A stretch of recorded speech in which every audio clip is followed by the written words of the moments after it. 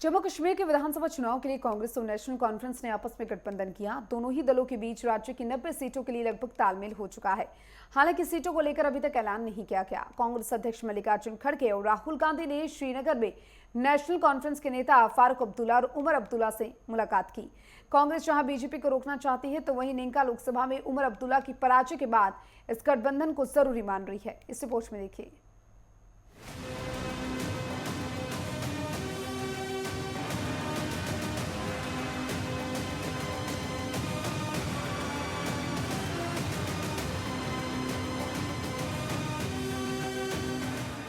जम्मू कश्मीर विधानसभा की 90 सीटों पर कांग्रेस और नेशनल कॉन्फ्रेंस के बीच लगभग तालमेल हो चुका है।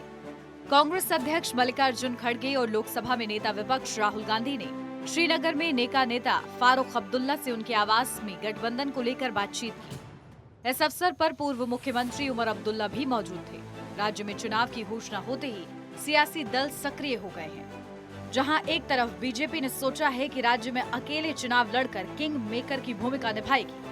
गौरतलब है कि 2014 के चुनाव में बीजेपी ने जम्मू प्रभाग की 37 सीटों में 25 सीटें जीती थी। बीजेपी को इस क्षेत्र से खासी उम्मीदें हैं। वहीं कांग्रेस नेशनल कॉन्फ्रेंस ने आपसी गठबंधन करने का फैसला किया है। संकेत यही है कि नेशनल कॉन्फ्रेंस जहां कश्मीर घाटी की अधिकांश सीटों पर चुनाव लड़ेगी, तो वहीं कांग्रेस जम्मू प्रभाग की सीटों पर दांव आजमाएगी।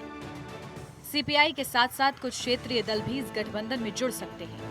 जम्मू कश्मीर में कांग्रेस की नीति जहां बीजेपी की ताकत कम करना और एनडीए को सत्ता में आने से रोकना है, वहीं अनुच्छेद 370 व पूर्ण राज्य बहाली की मांग को लेकर चुनाव अभियान में उतरेगी नेशनल कॉन्फ्रेंस। हालांकि पूर्ण राज्य के लिए कांग्रेस ने भी आवाज उठाई है। कांग्रेस नेता राहुल गांधी ने कहा कि जम्मू कश्मीर को पूर्ण राज्य का दर्जा दिलाना कांग्रेस की प्राथमिकता है।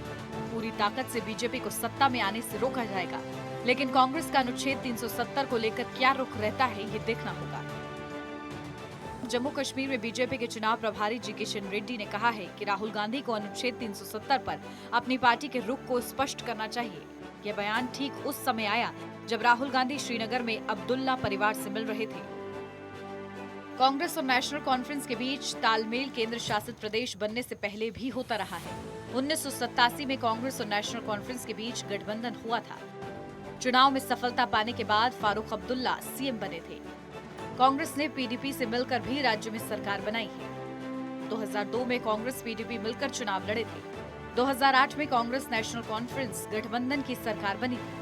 जम्मू कश्मीर के केंद्र शासित प्रदेश बन जाने के बाद और लद्दाख के अलग केंद्र शासित राज्य बनने के बाद लोकसभा चुनाव में दोनों ही दलों ने एक दूसरे को समर्थन किया था, लेकिन उमर अब्दुल्ला अपनी सीट हार गए थे। नेशनल कॉन्फ्रेंस ने राज्य में सत्ता कायम करने के लिए कांग्रेस की ओर हाथ बढ़ाया है। खासकर नेशनल कॉन्फ्रेंस ये समझ रही है कि जम्मू क्षेत्र में उसे कांग्रेस जैसे बड़े दल के भरोसे रहना होगा।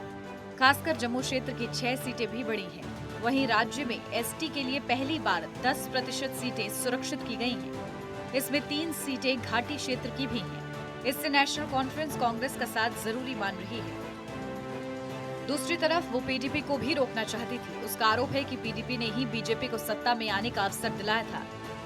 चुनाव की अभी शंखनाद हुआ है। आगे के सियासी नजारों में काफी उथल-पुथल के संकेत मिल रहे हैं। Desk report, network 10।